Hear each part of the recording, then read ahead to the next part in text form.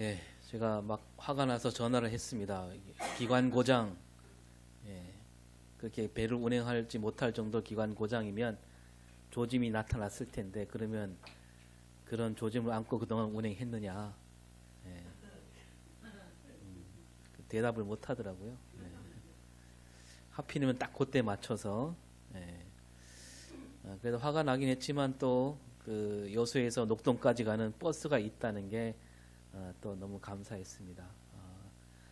무사히 잘 와서 또 오늘 배도 날씨도 좋고 해서 배가 그렇게 지체되지 않고 와서 이렇게 함께 할 수 있게 돼서 하나님께 감사를 드렸는데요. 올해 우리 교회 표를 한번 크게 읽어보겠습니다. 시작. 예, 안 보고 할 수 있죠? 시작. 살게 하소서. 예, 복음의 사람 예배자로 살게 하소서. 또 여기에 맞춰서 우리가 예배 찬양도 그렇게 골랐는데요. 우리는 모두 복음을 믿는 사람들이죠. 복음을 앞세우는 사람들입니다. 그래서 복음의 사람인데 복음의 사람이라면 예배자로 살아야 마땅하다, 그런 뜻으로 지은 표입니다. 그러면 어떻게 사는 삶이 예배자로 사는 삶일까? 날마다 우리가 다 제껴놓고 할 일 제껴놓고 모여서 예배드리면 그게 예배자로 사는 삶이 되는 걸까? 날마다 모여서 예배를 드린다 해서 예배자로 사는 삶이 되는 건 아니죠. 왜냐하면 우리가 모여서 드리는 예배만 예배라고 할 수 없기 때문입니다.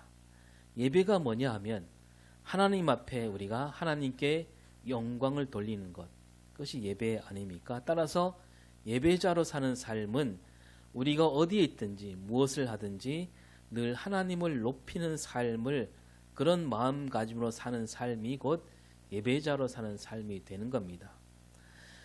사도 바울은 로마서 12장 1절에서 예배자로 사는 삶을 잘 간추려주고 있는데요. 같이 읽습니다. 시작.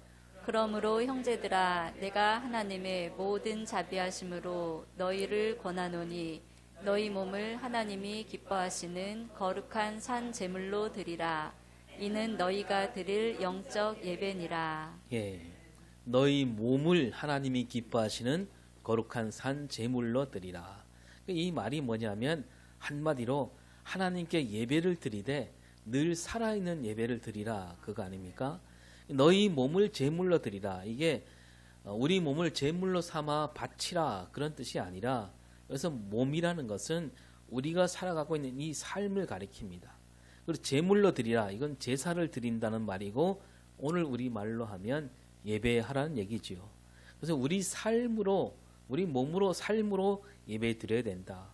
그러니까 예배가 따로 있는 게 아니고 우리 모든 삶이 예배가 되어야 된다라는 말씀입니다.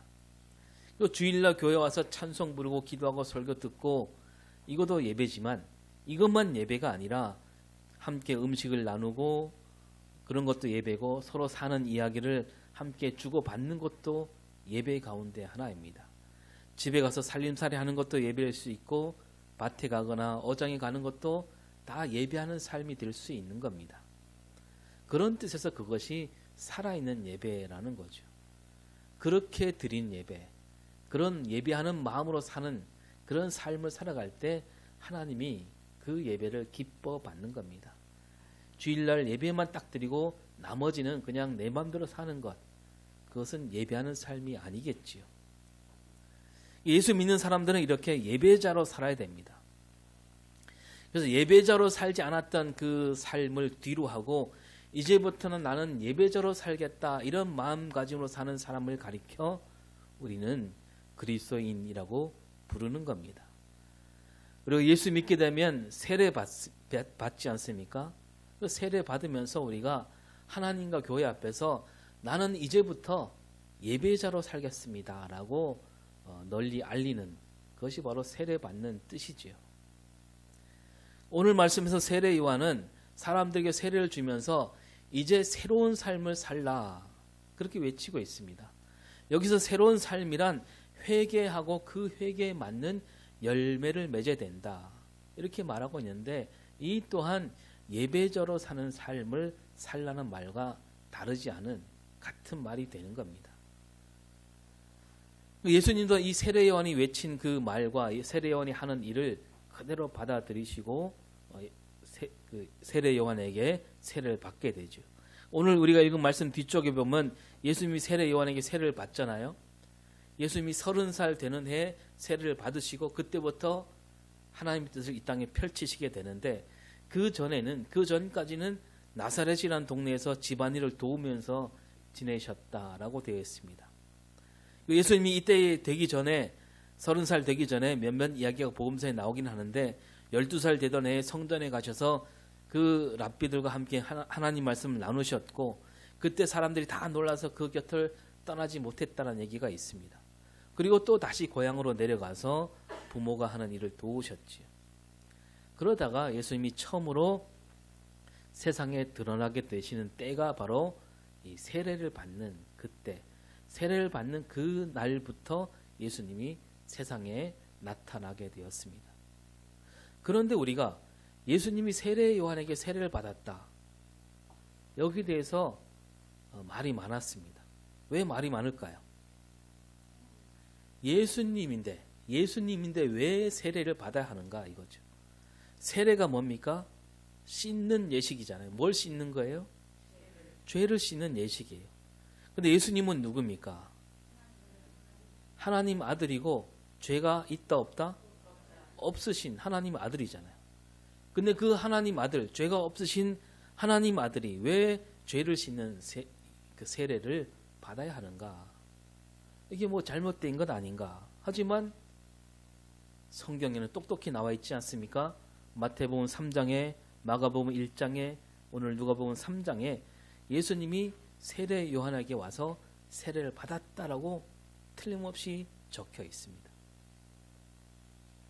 그럼 우리가 이것을 어떻게 받아들여야 되는가? 또 오늘 우리가 세례 받을 때는 이렇게 하잖아요. 목사님이 손에 물을 묻혀서 머리에 손을 얹으면서 예수를 구주로 믿는 누구누구에게 내가 성부와 성자와 성령의 이름으로 세례를 주노라 이렇게 하고 있는데 세례 요한이 베푸는 세례는 좀 다르지요. 세례 요한이 요단강에서 세례를 베풀고 있는데요. 세례 받을 사람이 요한 앞에 오면 요한은 그 사람을 물속에 집어넣습니다. 푹 잠기게 되고 발끝에서 머리끝까지 물에 들어가게 하고 다시 나오게 합니다. 그래서 이 세례를 가르쳐서 옛날에 뭐라고 불렀습니까? 침례라고 불렀잖아요. 침례교는 아직도 그게 세례를 침례라고 부르고 그 교회는 아직도 물속에 들어가서 그 침례를 받게 합니다. 물속에 잠기게 하면서 이제까지 살았던 내 삶은 죽었고 이제 다시 새로 태어난다. 그런 뜻을 담아서 침례를 받게 되는 거죠. 그러니까 예수님도 그렇게 세례를 받은 겁니다. 그렇게 보면 뭐예요? 예수님도 이제까지 내가 잘못 살아왔고 세례 받으면서 새롭게 태어난다. 이런 말이 되니까 예수님이 세례 받는 거 이것은 우리가 받아들이기가 어려운 거죠. 지금부터 한 2년 전에 2021년 1월 17일 주일에 우리가 마태복음 3장에 나오는 말씀, 예수님이 세례받는 그 말씀을 나눴는데요. 그때 우리는 예수님이 왜 세례를 받아야만 했는가? 라고 할 때 예수님이 세례 요한에게 이렇게 말하지요. 마태복음 3장 15절에서 시작. 이제 허락하시라. 우리가 이와 같이 하여 모든 의를 이루는 것이 합당하니라. 예. 여기서 예수님이 왜 세례를 받아야 되는지 말씀하셨습니다. 예수님은 세례 요한에게 우리라고 하시면서 우리가 이렇게 해야 하나님께서 바라시는 일, 하나님 의가 이루어진다. 우리가 함께 하나님 뜻을 이루어가야 된다. 그런 말씀이죠. 예수님은 세례 요한과 함께 하나님 뜻을 이루겠다. 손을 잡겠다 이거죠.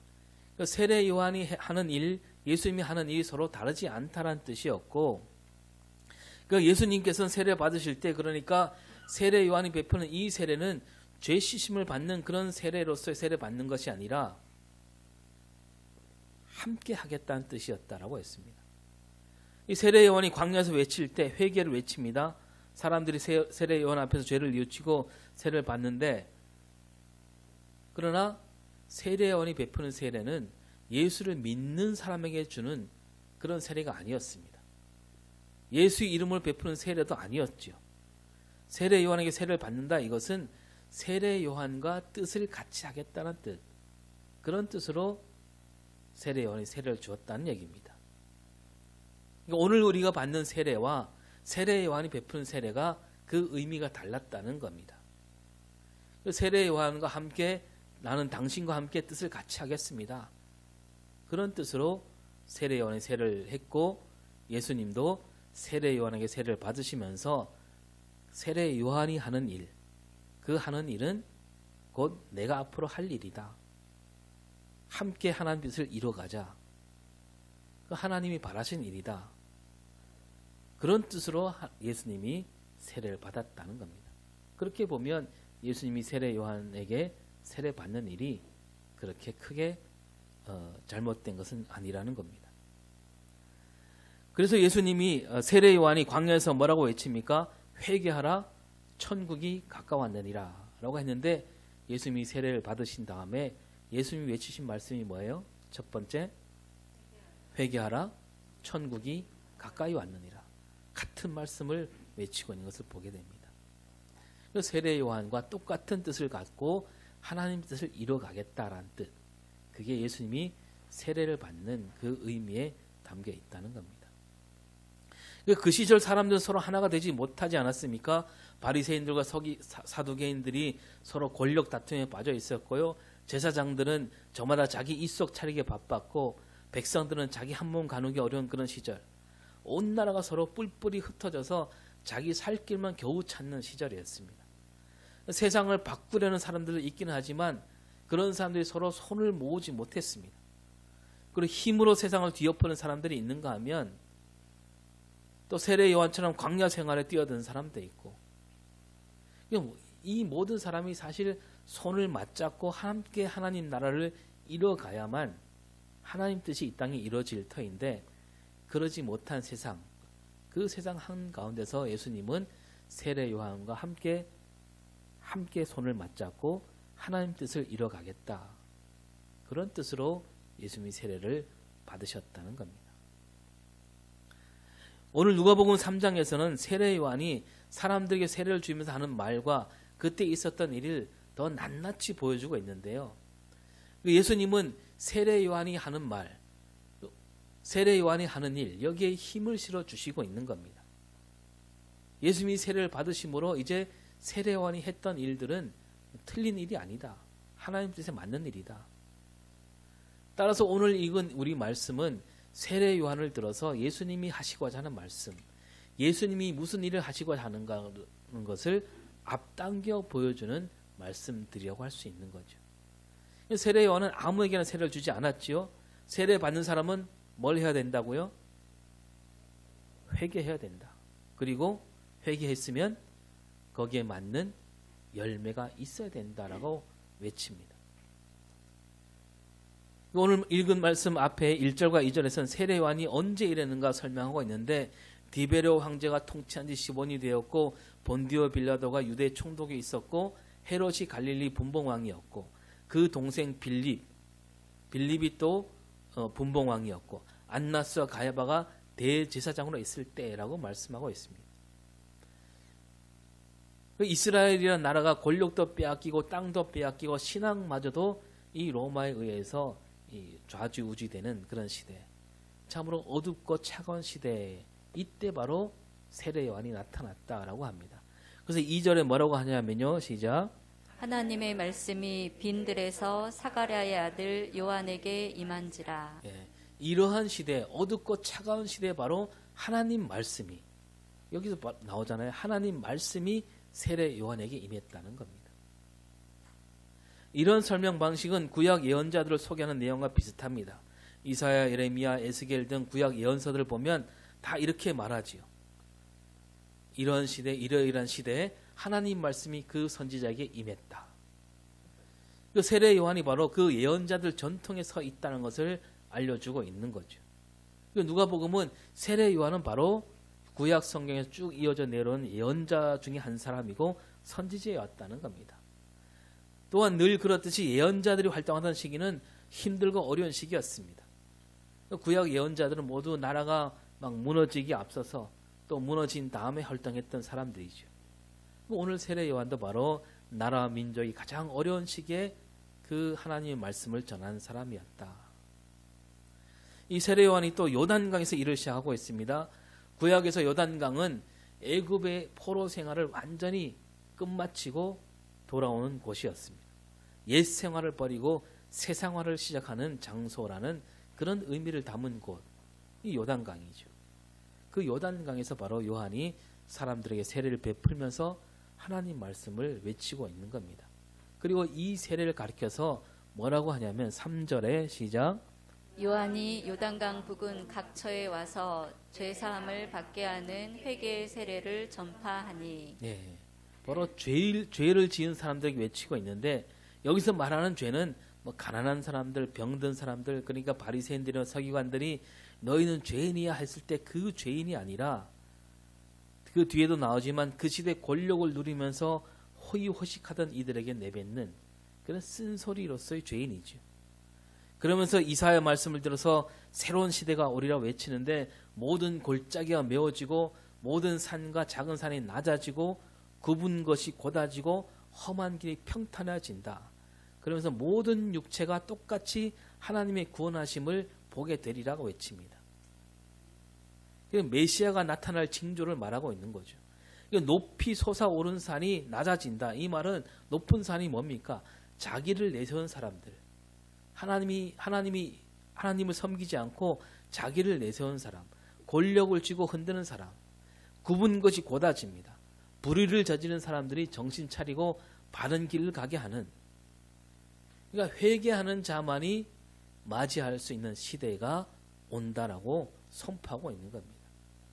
그 하나님 나라 백성이 되려면 준비가 필요한데 그게 뭐냐 하면 요한은 외치기를 회개하라고 외치고 있는 거죠. 회개 없이 하나님 나라에 들어갈 수 없고 회개 없이 구원이 있을 수 없다는 겁니다. 그러면서 이제 7절부터 어떤 사람이 회개해야 되는가 조목조목 짚어주고 있죠. 먼저 유대인들 무리를 향해서 요한이 회개를 외치는데 아주 거칠게 말합니다. 7절에 시작. 독사의 자식들아 누가 너희에게 일러 장차올 진노를 피하라 하더냐. 예, 독사의 자식들아. 이 말은 마음에 악한 생각을 품고 있는 이들을 가리킬 때 쓰는 말인데요. 이 사람들이 자기는 아브라함 후손이라는 사실 하나만 믿고 아무렇게나 살아가고 있는 사람들을 얘기합니다. 그들은 요한이 보기에는 아브라함의 후손이 아니라 독사의 자식들이, 그러니까 회개하지 않는 자들, 지금까지 살아왔던 삶을 돌이키지 않는 사람들은 독사의 자식들이다. 자신을 돌이켜 마음을 바로잡고 거짓된 삶을 버린 것이 회개잖아요. 그런데 유대인들은 내가 유대인이라는 이유로 회개하지 않고 있습니다. 회개할 필요가 없다고 생각하는 사람들, 그들은 이제 아브라함의 후손이 아니라 독사의 자식들일 뿐이다라는 겁니다. 오늘 우리도 마찬가지 아닙니까? 우리가 회개하지 않은 채 살고 있다면 세례 요한이 말한 그 말이 오늘 우리에게 들리게 되어 있는 겁니다. 그리고 또 오늘 우리는 세례 요한처럼 외쳐야 되는데, 여러분 이 시대에도 보면 독사의 자식들이 있잖아요. 하나님을 믿지 않고 회개하지 않고 자기를 내세우는 사람들, 그들에게 우리가 소리쳐야 되지 않겠습니까?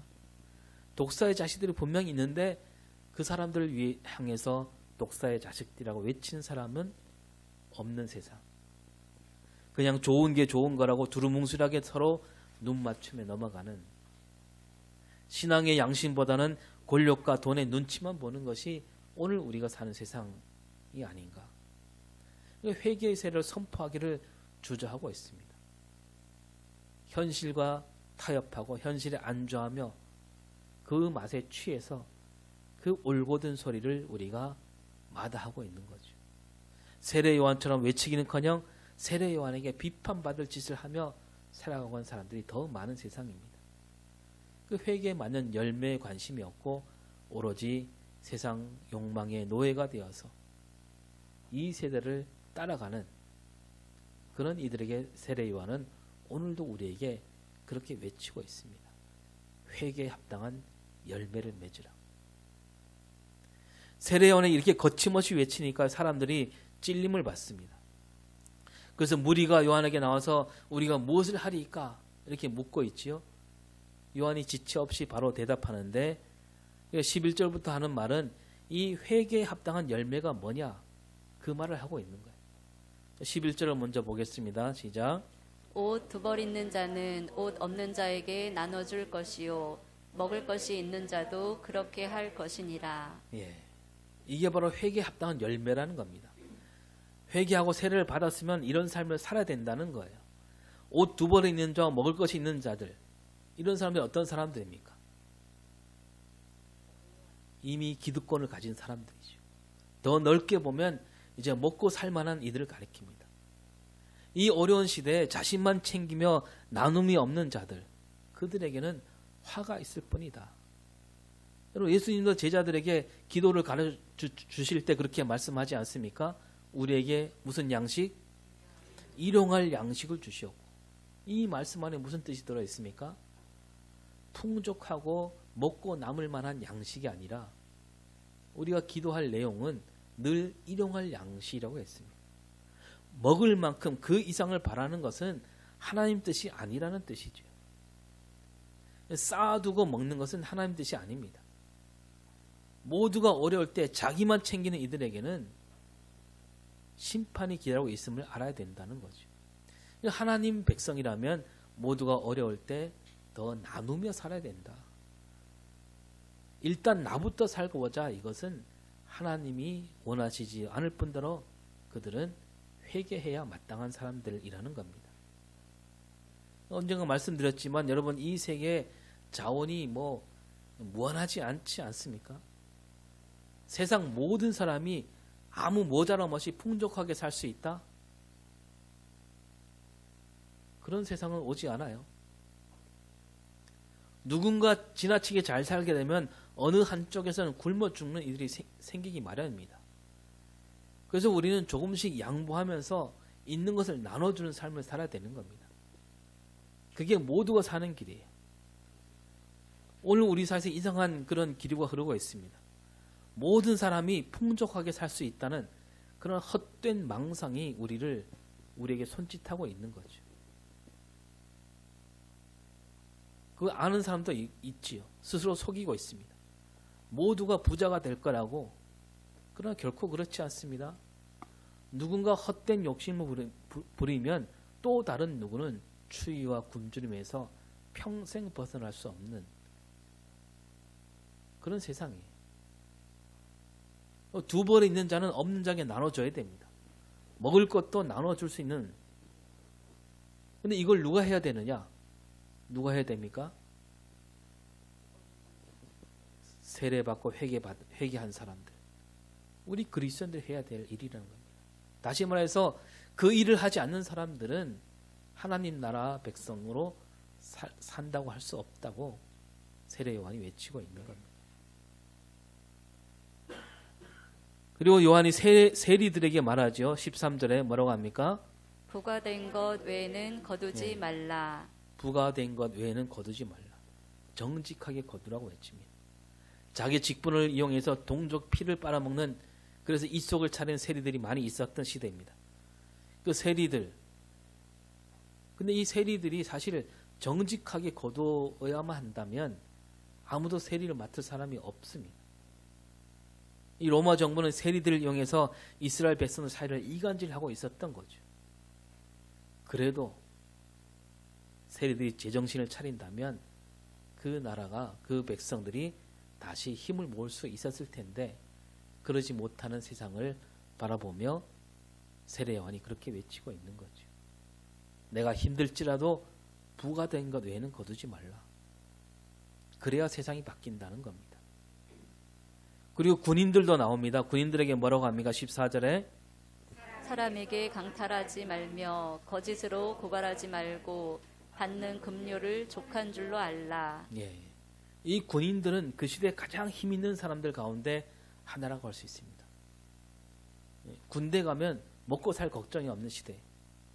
왜냐하면 로마는 군대 나라이기 때문에. 우리나라도 옛날에 군대 나라 아니었습니까? 군인들 군대 가면 먹을 거 주잖아요. 그래서 그런 노래도 막 불렀잖아요. 누구누구야 뭐 대머리 깎아라. 군대 가면 건빵 준다. 간식이 없던 시절 아닙니까? 군대 가면 먹을 거 새끼 다 먹고 간식까지, 건빵이랑 간식까지 주는 시대. 군인들이 그래서 자기 신분을 이용해서 힘없는 사람들을 괴롭혔다는 거예요. 그 시대는. 그래서 거짓으로 애꿎은 사람을 고발했다는 겁니다. 군인들이니까 여러분 군인들이 뭐라고 고발했을까요? 저 사람이 뭔가 수상하다. 이 나라를 뒤엎으려고 한다. 진짜로 그런 사람도 있었겠지만 마음에 안 든 사람은 그렇게 고발한 겁니다. 그 고발당한 사람은 잡혀가서 고문을 당하고 죽게 되기도 하고. 그런 사람들도 사실 동족을 팔아먹는 매국노나 마찬가지였죠. 근데 그 군인들이 마음에 찔림을 받고 나왔습니다. 그래서 회개하고 세례받고 그 삶을 바꾸라고 세례요한을 외치고 있는 겁니다. 세례요한은 이렇게 세례를 받으러 나온 이들에게 세례받는 사람은 회개해야 마땅하고 그 회개는 열매로 이어져야 한다라고 외치고 있는 거죠. 그래서 이 세례와 회개 그리고 열매는 하나로 이어지는 겁니다. 여기서 어느 하나라도 빠지면 하나님 나라 백성이라고 할 수 없다는 겁니다. 우리는 모두 세례받은 사람들 아닙니까? 그리고 주님 앞에 나올 때마다 우리가 하나님 앞에서 회개하고 있습니다. 그런데 말로만 회개하기 그치는 것이 아니라 우리가 회개에 맞는 열매를 맺을 수 있어야 됩니다. 있는 사람은 없는 사람에게 나눠줘야 되는 거예요. 언제나 정직해야 되고 힘과 권력이 기대지 않고 하나님 뜻과 의를 이루는 삶을 살아야 되는 겁니다. 이 가운데 어느 하나도 빼놓을 수 없는 거예요. 더 나아가 우리도 세례 요한처럼 외치는 삶을 살아야 됩니다. 세례 요한은 첫 번째 오신 예수님 앞서서 하나님 말씀을 외쳤습니다. 이제 우리는 다시 오시는 예수님, 그 예수님 앞에 서서 하나님 말씀을 외쳐야 되는 거죠. 온 사회가 엉망이었던 시대 요한은 하나님 말씀을 올곧게 외쳤습니다. 요한은 바로 그 주님이 오시는 길을 예비하는 자로서 책임을 다하는 그런 삶을 살았고, 예수님은 진짜로 세례 요한이 외쳤던 그대로 예수님이 그 뜻을 펼치셨습니다. 오늘도 우리는 다시 오실 주님의 길을 예비하는 자들입니다. 그때 요한이 외쳤다면 지금 우리가 외쳐야 되는 시대입니다. 세례 요한은 예수님에 대해서 이렇게 말하지요. 오늘 읽은 말씀 뒤에 나오는데 16절에 시작.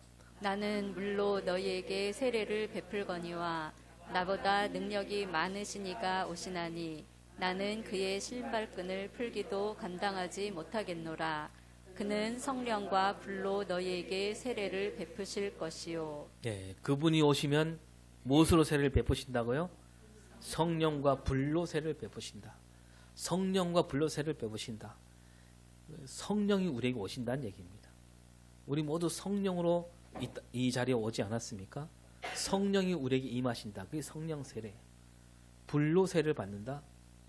우리의 모든 잘못된 그런 행실과 죄악들을 다 불태우는 그런 세례를 받는다는 겁니다. 이어서 17절에 뭐라고 합니까?